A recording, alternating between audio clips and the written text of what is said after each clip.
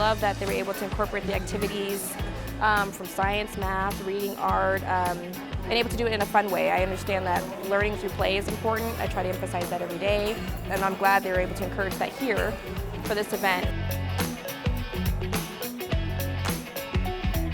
I love seeing all these families. It's very diverse, all ages. I think we're hitting the right age group so that the kids are going to be even more prepared to go back to school. So I think it's been an awesome turnout today.